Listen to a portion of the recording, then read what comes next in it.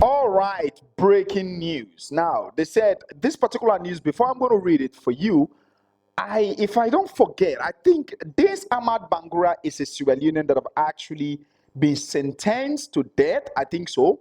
And a couple of months ago, I had this scenario of this guy murdering the life of a British woman who came from the UK, whatever she came to do in Gambia, I don't know. But I think the boy was captured upon the investigations that were launched. He was captured. I don't know if this is the same Augustine Bangura. Now look at what we have here. It said Augustine Bangura sentenced to death for murder of British woman Shakina Chinedu in a landmark ruling. Justice Ibrahima Jete of the Banjul High Court sentenced Augustine Bangura to death for the brutal murder of the British national Shakina Chinedu. The verdict delivered today also include 15 years prison sentence for the theft, marking the conclusion of the high-profile trial that began in March 2024. Bangura was convicted of striking Chinedu with a hammer at her residence in Sinchang Village, West Coast region on February 14, 2024. It said, causing for her death following the murder, he stole several of her belongings, which has to do with including a wristwatch, tablet, laptop, mobile phones, camera, flash drive. The prosecution led by counsels M. Singate of Singate F. Drame and Mr. Sa presented a compelling case supported by 12 witnesses and 21 exhibits. These include police investigators, a businessman, and a phone technician linked to stolen items, as well as physical evidence, like you've all seen. Now, let me put something here. I am sure this is a Sierra Leone guy, and I keep telling people this. If this is according to how this publications is made, if this is actually true, I want to commend the Gambia legal system. I want to commend the Gambia police. I want to commend even the witnesses who testify. Now, let me tell you the big joke. If things like this had happened in Sierra Leone, people will have been calling Gambian government attention. That's Sierra Leonean. So you, my people, I know you will have said, look at how they are torturing your people. Look at how they are this.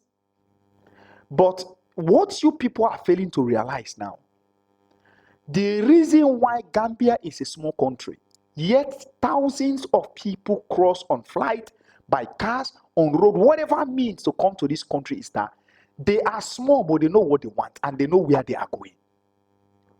You don't need to be the largest nation before you can do something great.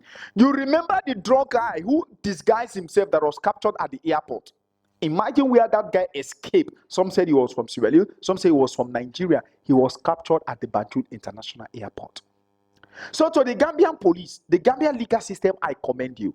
See, what I keep telling you people here, if you're a Sierra Leonean watching me, when it comes to drug, when it comes to theft, when it comes to murder, when it comes to criminal, any form of act of contraband, anybody that is being captured, the law should deal with you as it demands.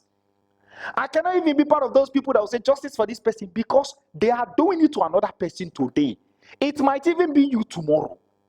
And what Gambia is doing now, they are doing this because in as much as this country is a tourist country, it needs to be security safe.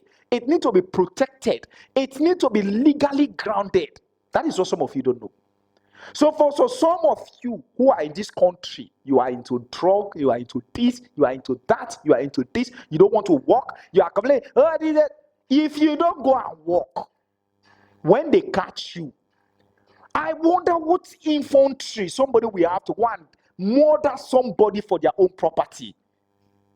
What is this world turning into? Why is this that Sierra Leoneans are always giving us pain? What is the... You see, this thing is becoming frustrating. Even recently at Brewfruit also, they said the security that was working there, a former Standard Chartered banker or worker was also murdered there in his house. And the security that was working there, they said was a Sierra Leonean. By the time they could go and check, the security guy escaped. So which simply means the guy who gave the loophole to the murderer was a Sierra Leone guy. I'm not trying to do this to create any form of hate, but I'm trying to say this. For those of you who are the good ones, and those of you who are actually doing this, stay out of these things. If you are into people's country, be law abiding. The reason why I told you I cannot be any part of promoting negativity in the Gambia, because I'm looking at the side of the law. There is no crime in the world of say because I'm promoting Gambia, I've committed crime. Some people might not like it, but there is no crime. But if you do anything otherwise, the law will deal with you. My brother, whether they sentence you by death or whether by prison, I say RIP to you. You're welcome. And I want to say special thanks to the Gambia justice system, the police, and every single person who made the effort of testifying. Because we keep saying this. Imagine somebody coming, a British citizen, coming here, enjoying her life.